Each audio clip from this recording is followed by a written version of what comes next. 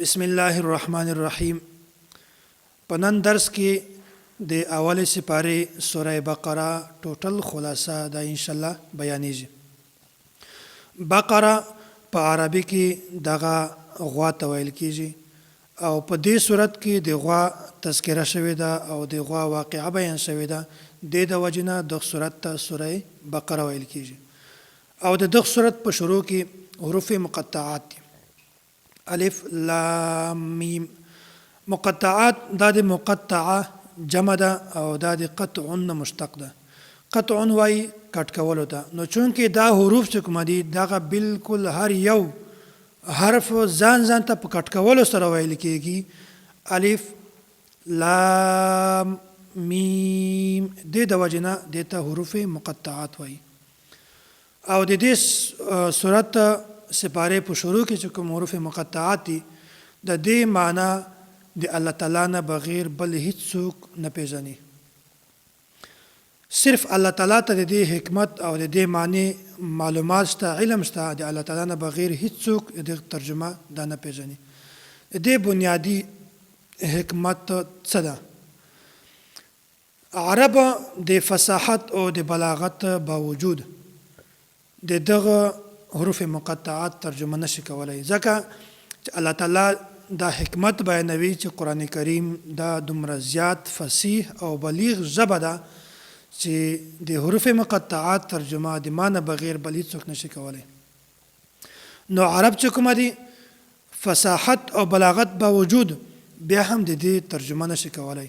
دغه درې حروف دي او دا یو د قرآن کریم وړوکی آیات هم ده، خو عرب چې کومه دي فصاحت لري، بلاغت لري، بیا هم د دې حروف مقطعات ترجمه نشي کولای. دینه دا معلومه شوله چې قرآن کریم ډیر فصیح او بلیغ ژبه ده. او دې سره بیا الله تعالی دا بیان کړی دي د ایمان والو صفات بیان کړی دي چې کوم خلق مؤمنین دي د هغو صفات الله تعالی بیان کړی دي. الذين يؤمنون بالغيب ويقيمون الصلاة ومما رزقناهم ينفقون. الله تعالی فرمایي چې کوم مؤمنان دي هغه په غیب باندې هم علم راوړي. کوم داسې شیزونه چې دي چې هغه دوی نه ویني په هغو باندې هم علم راوړي، په جنت مني او جهنم مني. او هغه شیزونه چې د کومو حکمت دوی نه پیژني او مؤمنان د هغو شیانو حکمت نه پیژني بیا هم په هغو باندې ایمان راوړي. او داسې مؤمنین چې کوم خلق دي هغه منځ هم کوي، زکات هم ورکوي، روزه نیسي او داسې نور عبادات هم کوي او صدقې هم ورکوي. او کوم چې آسماني کتابونه دا ټول آسماني کتابونه مني او په آخرت باندې هم یقین راوړي. او دینه مخته بیا الله تعالی د منافقینو صفات بیان کړي دي چې منافقینو کې به کوم صفات وي. ومن الناس من يقول آمنا بالله وباليوم الآخر وما هم بمؤمنين. دا د منافقینو صفات الله تعالی بیانوي. وایي به دوکه ورکوي او په ځمکه کې به فساد کوي او روحاني قلبي بیماریان چې کوم دي حسد، کینه، بغض، تکبر دا هم لري. او داسې د الله تعالی احکامات چې کوم دي او مؤمنین چې کوم دي په هغه باندې مسخره هم کوي، په هغې پورې ټوکې هم کوي. او دینه علاوه الله تعالی د دې دوه مثالونه هم په تفصیل سره په دې صورت کې بیان کړي دي. دا د منافقینو صفات دي چې منافقینو کې به دا صفات وي. او بیا مخته الله تعالی د بنی اسرائیلو تذکره کړې ده چې بنی اسرائیلو ته الله تعالی کوم انعامات ورکړي او بیا بنی اسرائیلو د کوم انعاماتو ناشکري کړې وه. دا آیات یا بنی اسرائیل اذکروا نعمتي التي انعمت علیکم. په دې آیات کې الله تعالی دا بیانوي، وایي په ټولو نه زیات پیغمبران دا ما بنی اسرائیل ته رالېږلي وو. او بیا بنی اسرائیلو ته ما دنیاوي خوشحالي هم ورکړې وه او د فرعون نه او د یغ د ظلم نه د یغ د غلامي نه ما دوی بچ کړي هم وو. او دغسې وادي سینا دا یو ځای ده، په دې کې بیا ما وایي من او سلوا دا مې هم دوی ته بنی اسرائیلو ته ورکړې وه. او بیا الله تعالی دا نعمت هم ورکړی وو چې د سوري په ځای باندې الله تعالی دوی ته د وریځې انتظام وکړو. او داسې الله تعالی د اوبو دپاره د یوې ډبرې نه د یوه کاڼي نه 12 چشمه او 12 داسې چینې هم جاری کړلې. دا ټول انعامات الله تعالی بنی اسرائیل باندې کړیو. خو بنی اسرائیلو د داسې انعاماتو ناشکري وکړله. اول خدا دا چې بنی اسرائیلو به بالکل حق پټاو او بیا بنی اسرائیلو به د نبی علیه الصلاة والسلام د نبوت انکار وکړو او دوی به د سخي عبادت وکړو او دین علاوه دوی ډېر زیات انبیاء کرام علیهم الصلاة والسلام ناحقه قتل کړل او د فرشتو سره بغض لري، حسد لري، کینه لري او تکبر هم دوی کوي او داسې دین علاوه دوی به بد اعمال کول. خو دوی به بیا هم دعوه کوله چې جنت ته به صرف مونږ ځو، مونږ نه علاوه بل کس دا نشي تللی. او دوی دا هم د الله تعالی چې کوم کلام ده په دا کې به لفظي او معنوي تبدیلی هم راوړله، تحریف هم کاوه. دا ټولې ناشکرۍ دوی کولې. نو الله تعالی څومره انعامات ورکړل بني اسرائیلو ته او دوی څومره ناشکري وکړلې، دوی سره د دوی دغې انعاماتو قدر نه و. نو چا سره چې د کله د دغو انعاماتو قدر نه وي، الله تعالی هغه انعامات د هغه نه واپس وړي. او دې سره بني اسرائیلو کې یوه واقعه دا راغلې وه چې یو کس و، هغه چا مړ کو، بیا د هغه مقتول قاتل نه و معلوم. بیا بني اسرائیلو د حضرت موسی علیه السلام نه دا درخواست وکړو. دا آیات کې تذکره ده: وَإِذْ قَالَ مُوسَى لِقَوْمِهِ إِنَّ اللَّهَ يَأْمُرُكُمْ أَن تَذْبَحُوا بَقَرَةً. حضرت موسی علیه السلام ته وویل وایي ته د الله تعالی نه دا درخواست وکړه چې مونږ ته د داسې یوه طریقه راوښیي چې هغه طریقه مونږ استعمال کو او بیا د هغې په وجه باندې هغه د مقتول قاتل مونږ ته اندازه ولګي. حضرت موسی علیه السلام ته الله تعالی وفرمایل وایي داسې وکړه چې دوی د یوه غوا دا دې حلاله کړي، قرباني دې وکړي، ذبح دې کړي او بیا د دې غوښه چې کومه ده د هغې یوه ټوکړه دې په مقتول باندې ولګوي. هغه مقتول به خپل ووایي چې د ما قاتل دا کس ده. بیا دوی داسې وکړل چې هغه یو غوا یې حلاله کړه، یو غوسکی و، سخی و، دا یې حلال کړه او د هغه غوښه یې په مقتول باندې ولګوله او مقتول بیا را ژوندی شو او بیا ټوله خبره ورته بیان کړله. د دې غوا حلالولو او د ټولو خبرو حکمت دا څه ده، دا په ذهن کې کښلوئ. دا بالکل اهم پوینټ ده. د دې دا دوه حکمت دي. بني اسرائیلو کې ډېر داسې خلک و چې هغه د بحث بعد الموت منکر و او نور هغه خلک و چې هغو په زړه کې د دغه سخي عبادت محبت و.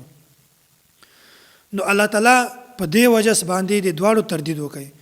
یو خو چې کوم کسان د بعث بعد الموت منکر و، هغې د عقیدې تردید هم وشو، ځکه چې مقتول را ژوندی شو او هغه خبرې وکړلې، هغه د قاتل نوم هم وښود.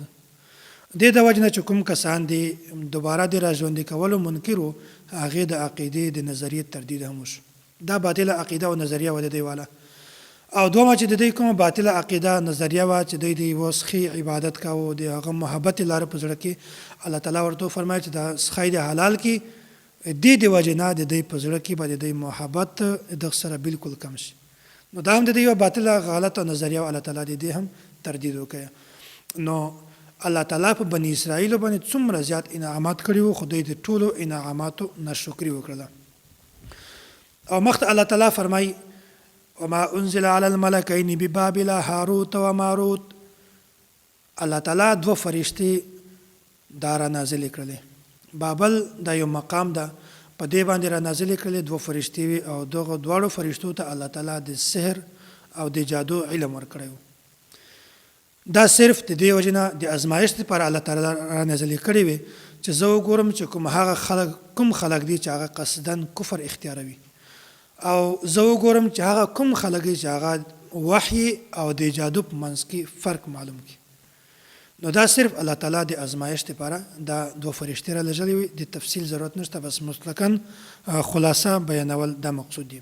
او مخکې آیات کې دا الله تعالی د یهودیانو یو سازش او یو شرارت دا بیان کړی ده: یا ایها الذین آمنوا لا تقولوا راعنا وقولوا انظرنا واسمعوا وللکافرین عذاب علیم. دلته یهودیانو به څه کول چې دوی د حسد د وجې نه، د بغض د وجې نه به د نبي علیه السلام ته دا یو لفظ استعمالو: راعنا. راعنا معنی ده د موږ رعایت وساته. دا د عبراني ژبې لفظ ده او په عربي کې دا ته وایي راعینا، د هغې معنی ده چرواها یعنی سپون. دا لفظ به هم د نبي علیه صلات وسلام لپاره استعمالوه د اذیت لپاره چې نبي علیه صلات وسلام ته اذیت ورسي، تکلیف ورسي او د حسد د وجې نه د بغض د وجې نه به دوی دغه لفظ استعمالوه.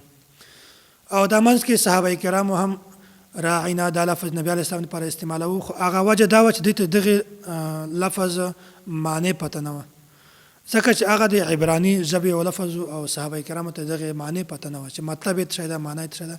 او بیا یهود په دا باندې ډېر زیات خوشحالېدل چې صحابه کرام هم دې نبي علیه صلات وسلام ته راعینا وایي. خو بیا الله تعالی د ایمان والو ته دا یو تعلیم ورکړی دی چې تاسې بدن بعد راعینا دا مه وایي بلکې انظرنا دا وایي، وایي ای الله ته په موږ باندې د شفقت نظر وفرمایه. نو په دې کې د یوې باطلې عقیدې تردید هم شوی ده.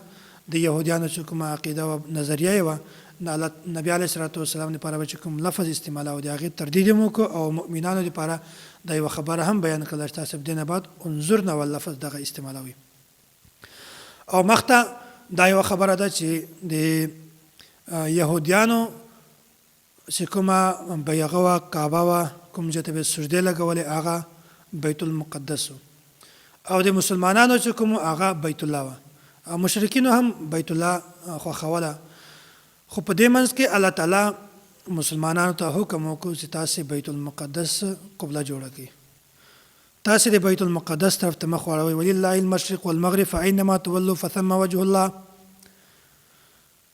بیا په دې وخت کې یهودو دا ډېر زیات خوشحال شول چې د مونږ قبله دا خو ډېره ښه ده، ځکه چې مسلمانان هم د موږ قبلې ته راغلل، خپله قبله بیت الله یې پرېښوده، د مونږ قبلې بیت المقدس ته راغلل، ډېر زیات خوشحاله وو. خو الله تعالی فرمایي چې تاسې مه خوشحالېږئ، ځکه چې الله تعالی په هر سمت کې شته. که بیت الله طرف ته مخ کړي هلته هم الله تعالی ده، که د بیت المقدس طرف ته مخ کړي هلته هم الله تعالی ده. خو د دې تحویل مطلب ته شی ده چې مطلب تاسې مې د بیت الله نه بیت المقدس طرف ته راوړولی، دا صرف د الله تعالی اطاعت مقصود ده. هغه انسان کامیاب ده چې کوم د الله تعالی اطاعت وکړي، او هر هغه انسان ناکام ده چې هغه د الله تعالی اطاعت نه وکړي. نو په دې کې صرف اطاعت مقصود ده چې الله تعالی هغه کسانو پېژني چې کوم د ما اطاعت کوي او کوم د ما اطاعت دا نه کوي. او مخکې بیا د حضرت ابراهیم علیه الصلات وسلام خبره د بیانېږي چې په هغه امتحانات راغلل او د په امتحاناتو باندې صبر اختیار کړ او ثابت قدمي اختیار کړله. او بیا مخته فإن آمنوا بمثل ما آمنتم به فقد اهتدوا. الله تعالی فرمایي وایي که تاسې چیرې ایمان راوړئ، لکه څرنګه چې حضور پاک صلی الله علیه وسلم جماعت چې کومو صحابه کرامو ایمان راوړی و، وایي که چیرې تاسې داسې ایمان راوړئ بیا تاسې کامیاب یئ، او که چیرې داسې ایمان تاسې نه راوړئ بیا تاسې ناکام یئ. او معیار حق دا یوه اهمه موضوع ده. دا ابوالعلا مودودي چې کومه ده، مودودیان دا صحابه کرام معیار حق نه مني، دا وایي چې معیار حق نه دي. حالانکه په دې موضوع باندې ما مستقل یو کتاب لیکلی دی، انشاءالله ان قریب دا څه وخت کې به هغه چاپ شي. او د مودودیت متعلق ته چې کوم د باطل عقیدې دي، نظریات دي، هغې ټول تفصیل او هغه باندې د هغه خلاف چې کوم د موږ دلایل دي هغه ټوټل تفصیل ما بیان کړی دی. انشاءالله بیا به هغه د هغه وخت نه به هغه تفصیل به انشاءالله تاسو ته زه بیانوم. واخر دعوانا ان الحمد لله رب العالمين.